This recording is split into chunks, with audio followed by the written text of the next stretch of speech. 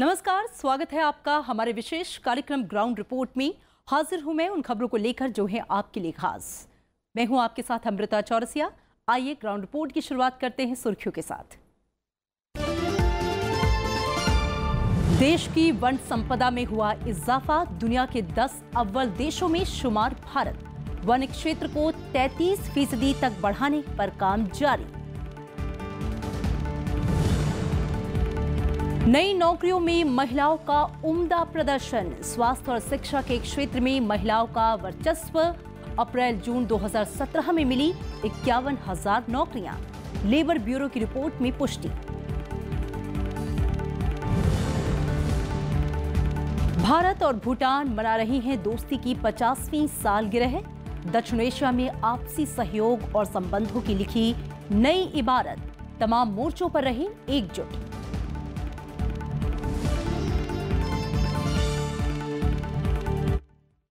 पिछले एक दशक से जब पूरी दुनिया में जंगल कम हो रहे हैं, तो वहीं भारत की वन संपदा में इजाफा हो रहा है। इस बात की तस्दीक की है भारत वन स्थिति रिपोर्ट 2017 ने। इस रिपोर्ट के मुताबिक भारत में वन संपदा में तकरीबन 1.14% की बढ़ोतरी हुई है। इस रिपोर्ट को तैयार करने के दौरान 1800 अलहदा इलाकों की पड़ताल की गई। आइए देखते हैं क्या कहती है ये रिपोर्ट।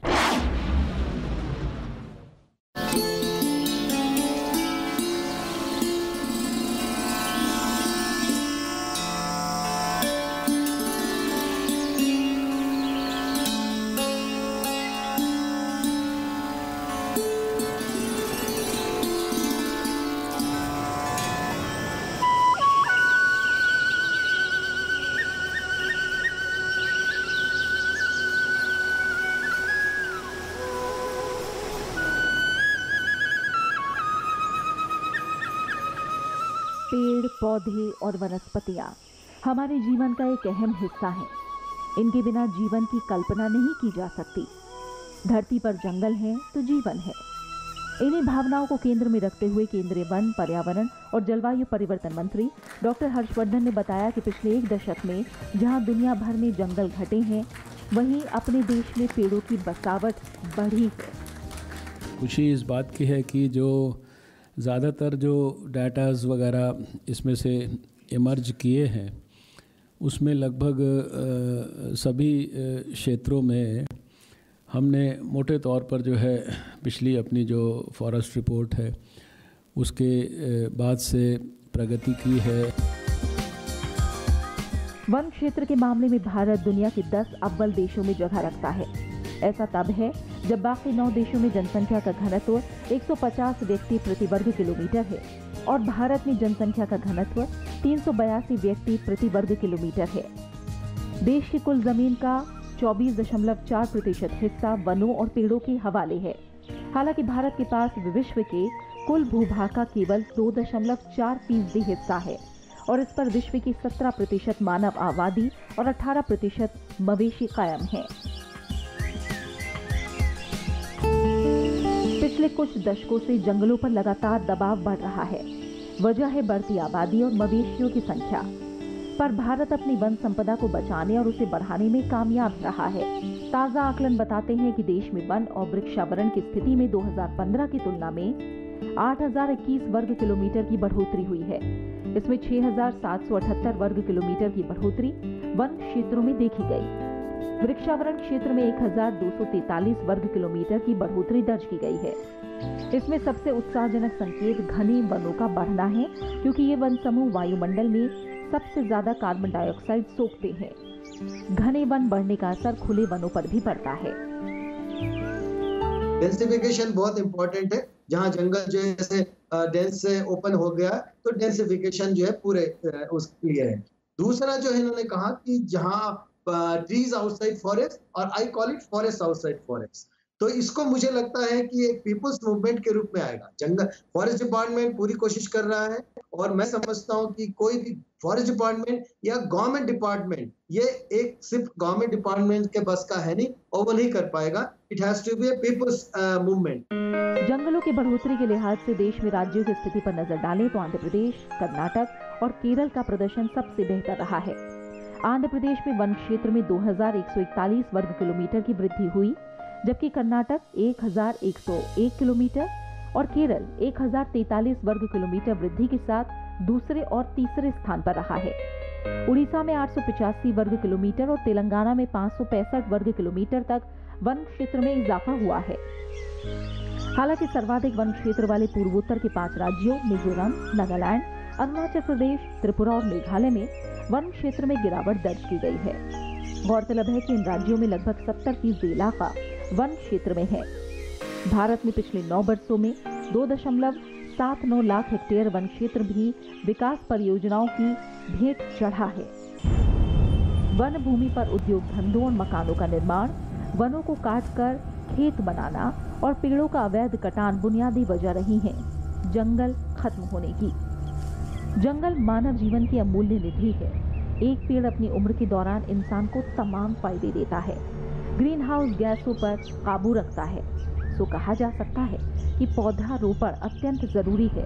ये न सिर्फ कुदरत को बचाएगा बल्कि मानव भविष्य को भी। इम्प्रूवमेंट नज़र आया है कर्नाटका में, आंध्र प्रदेश में या केरला में। हाँ, वहाँ पे वेस्टर्न घाट एरियाज़ में काफ़ी इम्प्रूवमेंट नज़र आया है। वो वैसे भी रिस्ट्रिक्टेड एरिया है, उसमें अब बहुत ज़्यादा कटाई हुई नहीं है। उसके अलावा मुझे एक लगता है कि जहाँ पे मॉडरेट फॉरेस्ट है, ओपन फॉरेस्ट है, वो एक कंसर्न का एरिया है, क्योंकि उसमें इम्प्रूवमेंट बहुत ज़्यादा नज़र नहीं आई है। जो आपका ट्री कवर या टोटल कवर इम्प्रूव हुआ है, उसमें प्लांटेशन का बहुत बड़ा कंट्रीब्यूशन है। तो उससे ये नज़र आता है कि जो हमारी जंगलों की सेहत है वो बहुत ज़्यादा अच्छी नहीं है।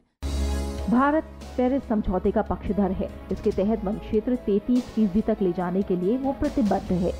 पेरिस समझौता दुनिया भर में पर्यावरण संरक्षण की रीढ़ समझा जाता है। इस पर 195 मुल्कों के हस्ताक्षर हैं। समझौते का एक लक्ष्य पर्यावरण संरक्षण और विकास के बीच संतुलन बनाना है। इसके लिए तमाम कोशिशें जारी हैं। बता दें कि 1880 से अब तक धरती का तापमान 1 डिग्री बढ़ चुका है। इसका बुनियादी इलाज जंगलों को बढ़ाना और बचाना है। जानकारों के मुताबिक एक व्यक्ति को स्वस्थ रखने के लिए 16 पेड़ों की जरूरत होती है और इसी अनुपात में पेड़ों की संख्या बढ़ाई जानी चाहिए। पेड़ों की संख्या में बढ़ोतरी के लिए सरकार green India mission, national agro forest policy, joint forest management और राष्ट्रीय वन रोपण कार्यक्रम जैसी कई योजनाएं चला रही है।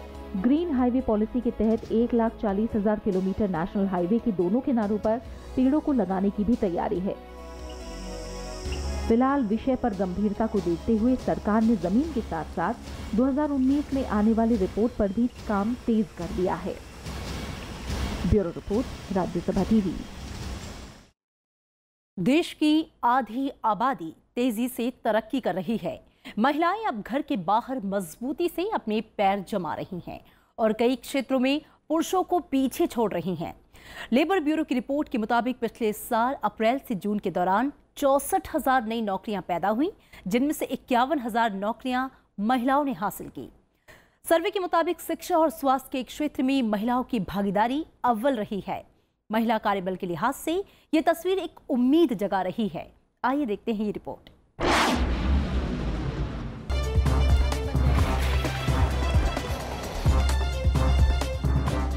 बदल रही है आधी आबादी की तस्वीर।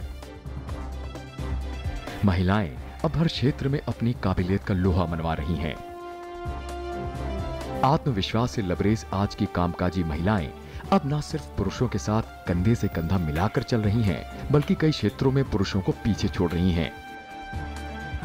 इस बात की तस्दीक कर रही है हाल ही में आई लेबर ब्यूरो की तिमाही सर्वे की रिपोर्ट, जिसके मुताबिक सन 2017 में अप्रैल और जून के बीच रोजगार के 8 अहम सेक्टर्स मैन्युफैक्चरिंग, कंस्ट्रक्शन, व्यापार, ट्रांसपोर्ट, शिक्षा, स्वास्थ्य, आवास और रेस्टोरेंट और IT BPO समेत 8 अहम क्षेत्रों में 64,000 नई नौकरियों के अवसर पैदा हुए, जिनमें 51,000 नौकरियां महिलाओं को मिली, जबकि पुरुषों के खाते में 13,000 नौकरियां आईं। महिलाओं ने शिक्षा और स्वास्थ्य के क्षेत्र में बेहतर प्रदर्शन किया है।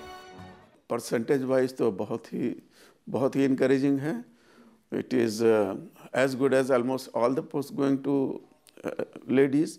अगर ये परसेंटेज किसी तरह से हम पूरी एम्प्लॉयमेंट रेशियो में अगर हम पा सकें, महिलाओं की भागीदारी अगर बढ़े, तो नेशन बिल्डिंग में GDP में उनका बहुत बड़ा रोल हो सकता है। और साथ ही साथ आप ये देखें कि वो कंजम्पशन पैटर्न आपका बहुत बड़ा बढ़ जाएगा। तो ये तो एक बहुत ही अच्छी सिचुएशन होगी। रोजगार के अवसरों और उसमें महिलाओं की भागीदारी को लेकर जनवरी से मार्च सन 2017 की तिमाही में भी सकारात्मक नतीजे सामने आए थे। मार्च सन 2017 की तिमाही रिपोर्ट के मुताबिक 1,85,000 लोगों को रोजगार मिला, जिसमें से 59,000 रोजगार महिलाओं को मिला। इसमें कोई संदेह नहीं है कि पिछले कई वर्षों में भारत में कुशल और प्रतिभा संपन्न महिलाओं की तादाद बढ़ी है। देश के 29 राज्यों और 7 केंद्र शासित प्रदेशों के 3 लाख छात्रों की योग्यता के आकलन में ये बात सामने आई है कि स्नातक महिलाएं पुरुषों से बेहतर हैं। राजस्थान और हरियाणा जैसे राज्यों में भी जहां पुरुष महिला अनुपात कम है, वहां भी महिला कार्यबल बड़ी तादाद में उपलब्ध है। भारत में केरल, पश्चिम बंगाल, गुजरात, महाराष्ट्र और उत्तर प्रदेश में सबसे ज्यादा सेवा योग्य महिला कार्यबल है। देश की आबादी में 48% हिस्सेदारी महिलाओं की है, लेकिन चिंताजनक बात यह है कि आज भी देश के कुल कार्यबल में महिलाओं की हिस्सेदारी सिर्फ 28.5% है। पहली बात तो यह है कि महिलाओं को अगर घर से बाहर निकल करके एक जगह से माइग्रेट करके दूसरी जगह पर जाना है तो उनके लिए क्या सुविधाएं हैं। वर्किंग हॉस्टल होना चाहिए, वर्क प्लेस के लिए महिलाओं के लिए जहाँ पर बाहर जाती हैं वहाँ क्रशेस का इस तरह अरेंजमेंट हो कि वो महिलाओं के बच्चों को वहाँ पर केयर हो सके। तीसरी आप ये देखें, लॉ एंड ऑर्डर एक बड़ी भारी सिचुएशन होती है। चौथा, महिलाओं को जो है social security and medical health, इसके बारे में ध्यान देना चाहिए। टेक्सटाइल हो गया है, गारमेंट इंडस्ट्री वगैरह हो गया, इसके अंदर गवर्नमेंट ने बोला है कि हम पीएफ में उनको जो है वो एडिशनल इंसेंटिव दे रहे हैं और उनकी कंट्रीब्यूशन रेट को भी कम करते हैं ताकि उनकी जो है कैरी होम सैलरी थोड़ी और बढ़ सके। संविधान का अनुच्छेद 15 ये व्यवस्था देता है कि भारत का हर नागरिक लैंगिक और जातीय भेदभाव से मुक्त जीवन जीने का अधिकारी है। लेकिन ये विडंबना ही है कि कुशल होने के बावजूद महिलाएं आसानी और धड़ल्ले से आर्थिक शोषण का शिकार होती आई हैं। असंगठित क्षेत्र में ये भेदभाव अधिक देखने को मिलता है। आज भी कुशल श्रमिक के रूप में महिलाएं कुल श्रम शक्ति में बराबर का हिस्सेदार नहीं बन पाई हैं। इस बात के कई सबूत हैं कि महिलाओं के साथ उनके कार्यस्थल पर समान रूप से व्यवहार नहीं किया जाता। यहाँ तक कि टॉप रेटेड कंपनियों में भी महिलाओं को विभागीय और दूसरे स्तर पर कई तरह के भेदभाव का सामना करना पड़ता है। पिछले दिनों आई इंडिया स्किल रिपोर्ट सन 2018 में कार्यबल में महिलाओं के पिछड़ेपन के लिए कुछ बुनियादी बातों पर भी फोकस किया गया है। वर्ल्ड इकोनॉमिक फोरम की सन 2017 की रिपोर्ट कहती है कि देश की 93% बच्चियां प्राथमिक शिक्षा में दाखिला तो लेती हैं, लेकिन 10वीं तक आते आते ये आबादी महज 62% रह जाती है और 12वीं तक आते आते इसमें 26% की गिरावट और आ जाती है। यानी महिलाओं की शिक्षा और उनके विकास पर यदि बचपन से ही ध्यान दिया जाए तो आगे चलकर इसका असर कार्यबल में महिलाओं की भागीदारी और उनकी एम्प्लॉयबिलिटी पर साफ तौर पर दिखेगा। Bureau report, Rajya Sabha TV. Bharat और भूटान अपने कूटनीतिक रिश्तों की 50वीं सालगिरह मना रहे हैं। पूरे दक्षिण एशिया में भूटान एक ऐसा वाहिद मुल्क है जिससे भारत के रिश्ते हमेशा से मधुर रहे, जरूरत पर काम आए हैं। 1971 में जब बांग्लादेश का जन्म हुआ तो भूटान पहला देश था जिसने भारत के साथ खड़े रहकर इस नए राष्ट्र को मान्यता दी थी।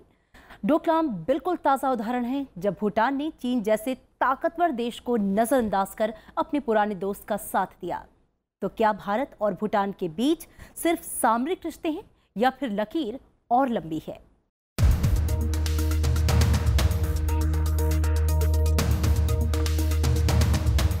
तेजी से महाशक्ति बनता भारत तमाम देशों की असुरक्षा की वजह बनता रहा है। इसका असर उन देशों के साथ द्विपक्षीय रिश्तों पर भी पड़ा है। पर दक्षिण एशिया में भूटान अकेला देश है जिससे भारत के संबंध कसौटी पर खरे उतरे हैं। भारत लगातार भूटान की न सिर्फ आर्थिक मदद करता रहा है बल्कि उसके मूलभूत ढांचे को भी दुरुस्त करता रहा है, यानी सुरक्षा सम्मान के साथ। 1949 में भारत और भूटान के बीच मैत्री संधि में साफ कहा गया कि भारत भूटान के आंतरिक मामलों में हस्तक्षेप नहीं करेगा और भूटान विदेशी मामलों में भारत के मार्गदर्शन का लाभ उठाएगा। भूटान ने हमेशा अपनी विदेश नीति को भारतीय विदेश नीति के अनुरूप ही चलाया और कभी चीन का कार्ड खेलने यानी भारत के पीठ पीछे चीन के साथ घनिष्ठता बढ़ाने की कोशिश नहीं की। इसी का नतीजा था कि दोनों देशों के आपसी संबंधों में कभी खटास नहीं आई। जब भूटान ने लोकतंत्र के रास्ते पर कदम बढ़ाने का फैसला लिया तो भारत ने 1949 के मैत्री संधि की समीक्षा करते समय उसमें से ये प्रावधान हटा दिया कि अन्य देशों के साथ संबंध कायम करते समय भूटान भारत से मार्गदर्शन लेगा। लेकिन भारत को ये उम्मीद जरूर रही कि भूटान अपनी विदेश नीति का संचालन करते समय भारतीय सरोकारों और चिंताओं को ध्यान में रखेगा और उसकी जानकारी के बिना कोई महत्वपूर्ण कदम नहीं उठाएगा। हाल ही में घटित डोकलाम मुद्दे पर भूटान ने भारत को निराश नहीं किया। भारत और भूटान के रिश्ते, उनकी बुनियाद इतनी मजबूत है कि डोकलाम में जो चाइना ने हरकत करने की कोशिश की, जिसमें भूटान ने और भारत ने एक साथ इस कोशिश को नाकाम किया, और भूटान और भारत के बीच में इस तरह के रिश्ते आज से नहीं शुरू हुए हैं। भूटान और भारत के बीच में जो रिश्तों में मजबूती है वो एक आत्मीयता के वजह से, लोगों के बीच में एक दूसरे के सम्मान के वजह से है और आर्थिक रिश्तों के वजह से है। भूटान और भारत की दोस्ती क्यों बनी रहनी चाहिए? पहली वजह, भूटान भारत और चीन जैसी दो महाशक्तियों के बीच बफर यानी प्रतिरोधक का काम करता है। फिलहाल भूटान के चीन के साथ औपचारिक रिश्ते नहीं हैं और वो पूरी तरह से भारत के साथ है। दूसरी वजह, पर्यटन। भूटान हिमालय में बसा एक सुंदर पर सुदूर राज्य है। यहाँ दूसरे देशों से सैलानी कम आते हैं, पर इनकी कमी भारत से बड़ी संख्या में जाते पर्यटक पूरी कर देते हैं। भारतीय पर्यटकों को यहाँ कोई वीजा नहीं लगता और रुपए भूटान में आसानी से स्वीकारे जाते हैं। तीसरी वजह, व्यापार। भूटान एक लैंडलॉक देश है, यानी इसके चारों तरफ सिर्फ भूमि है। यहाँ से कोई सीधा रास्ता समुद्र के लिए नहीं जाता। भूटान सार्क देशों का सदस्य है, पर उसके व्यापारिक रिश्ते मूलतः भारत और बांग्लादेश के साथ हैं। भारत भूटान के बीच पहला ट्रेड एंड ट्रांजिट एग्रीमेंट 1972 में हुआ था, जिसके तहत मुक्त व्यापार व्यवस्था कायम हुई थी। तब से आज तक इसमें 5 बार संशोधन हो चुके हैं। आखिरी संशोधन नवंबर 2017 में हुआ था। इस समझौते के तहत भारत दूसरे देशों को जाते भूटानी उत्पादों को ड्यूटी फ्री ट्रांजिट भी देता है। 2016 में दोनों देशों के बीच साझा व्यापार 8,733 करोड़ था। इसमें 5,528 करोड़ भारत से निर्यात हुआ था, यानी भूटान के कुल निर्यात का 82%।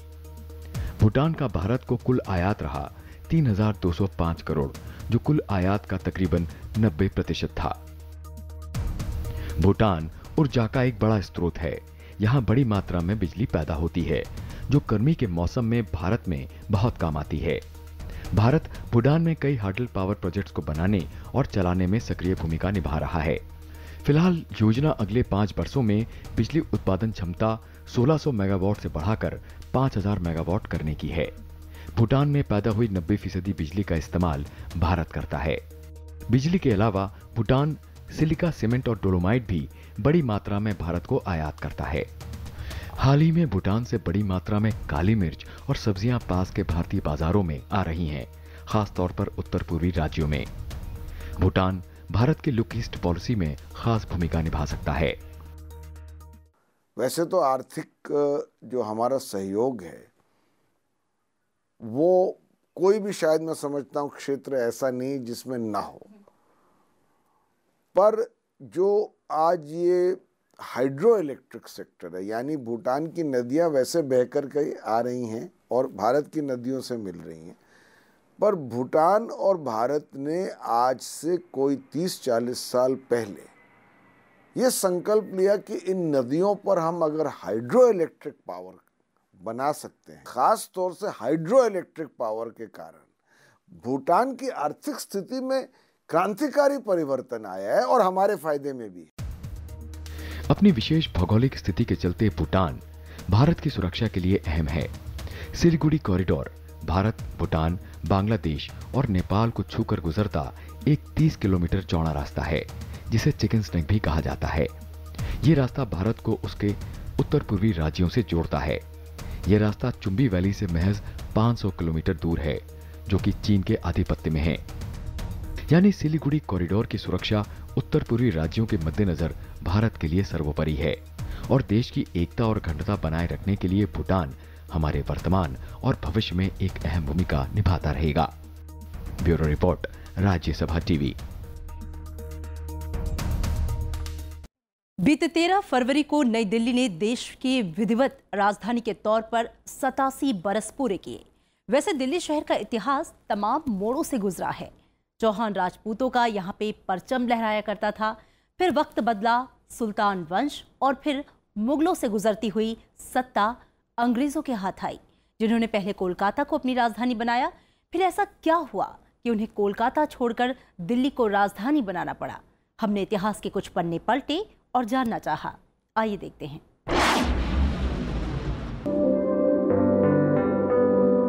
दिल्ली को बनाया बसाया 7 बस्तियों ने।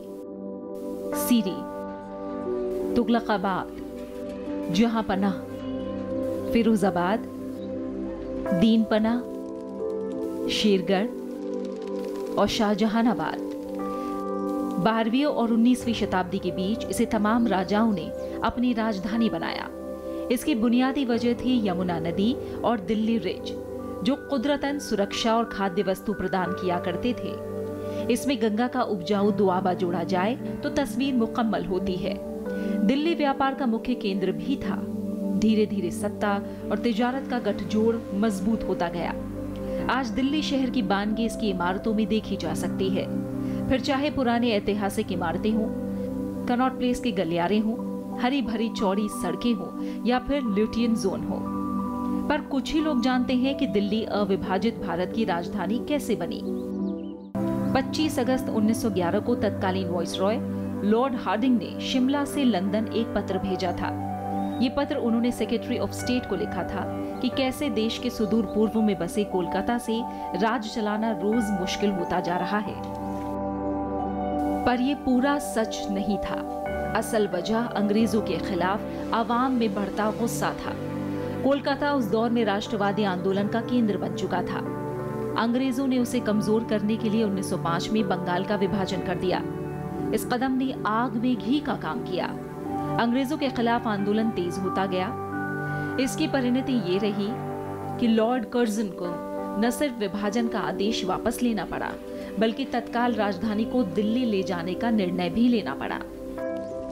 कल राजधानी भी थी तो राजनीति का भी केंद्र बिंदु कलकत्ता ही रहा, और वहाँ से वो यहाँ जब पार्टीशन करा दिया लॉर्ड कर्जन ने बंगाल का 1905 में, उसके खिलाफ जो पूरी बगावत हुई, स्वदेशी आंदोलन हुए, उसके बाद ऐसा लग रहा था कि एक डिसीजन जो है कल दिल्ली में शिफ्ट करने का कैपिटल उस समय लिया गया। इसलिए 1911 में जब उस विभाजन को स्थगित किया गया और उसके बाद बंगाल से काटकर बिहार उड़ीसा को अलग करके बंगाल को फिर से इकट्ठा किया गया, तो लगा कि मामला थम गया। लेकिन उसी साथ साथ ये डिसीजन लिया गया कि दिल्ली कैपिटल हो जाए। तय हुआ कि इसकी विधिवत घोषणा जॉर्ज पंचम 1911 में अपने भारत दौरे के दौरान करेंगे।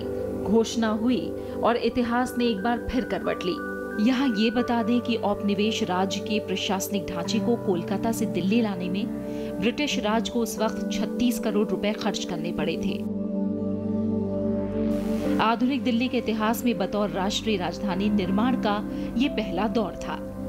दिल्ली एक बार फिर से अविभाजित भारत का सत्ता का केंद्र बन रहा था, पर मंजिल कुछ दूर थी।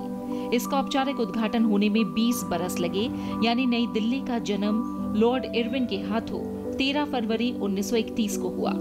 वजह थी मुगल कालीन पुरानी इमारतें जो नई प्रशासनिक ढांचे को ढोने लायक नहीं थी। सारा कुछ नए सिरे से किया जाना था।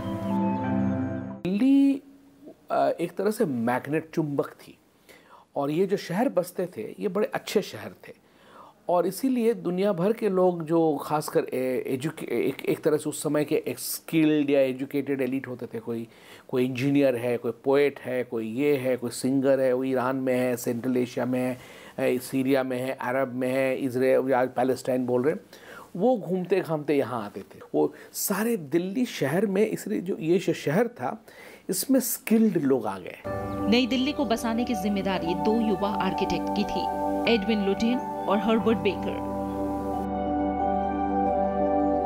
ब्रिटिश राज की सत्ता का अस्थायी केंद्र सिविल लाइन्स इलाके में बना। अगले बरस वॉइसरॉय लॉज यानी आज का राष्ट्रपति भवन और सेक्रेटेरिएट की इमारतें रायसीना हिल पर बनाई गईं। पर तभी प्रथम विश्व युद्ध शुरू हो गया। इसका असर निर्माण कार्यों पर पड़ा। सरकार ने धन में भारी कटौती कर दी। काम खत्म होने में 20 बरस लग गए। इस तरह से वजूद में आए North Block, South Block, Parliament House, India Gate और कनॉट प्लेस। और 1931 में नई दिल्ली अविभाजित भारत की राजधानी बनी। वर्तमान में स्वतंत्र भारत की राजधानी विकास के नित नए सोपान चढ़ रही है। इनकी कला वस्तु आधुनिक दिल्ली की शान और पहचान है। Bureau report, Rajya Sabha TV. और इसी के साथ ग्राउंड रिपोर्ट के आज के इस एपिसोड में इतना ही। अगले हफ्ते आपसे फिर मुखातिब होंगे कुछ नई रिपोर्ट्स के साथ। नमस्कार।